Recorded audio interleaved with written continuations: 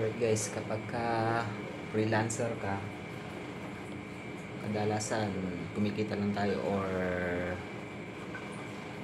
kakaroon lang tayo ng earning para sa mga commission, di ba? Tulad ko, freelance layout artist lang ako. Pag may nagpagawa lang sa akin, saka lang ako makikita.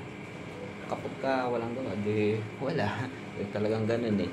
Pero lagi nating tandaan guys, pagka kahit anong field ng trabaho mo, kailangan pagkayari mong gamitin yung isang gamit, eh dapat sinubin mo, ayusin mo, linisin mo. Lalo na yung mga ganito, mga computer, dapat yan lagi mong pinapatay, binubunot sa saksakan. Kasi kahit panahon ng tag-ulan ngayon, kahit rainy days ngayon, rainy season, hindi natin masasabi, baka bigla tayong masunugan. Sayang naman, di ba? Kaya mas maganda prevention talaga, prevention. Laging ganun.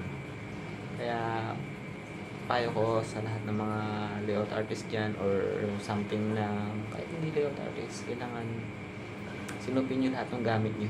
Mahirap masunugan. Yun lang.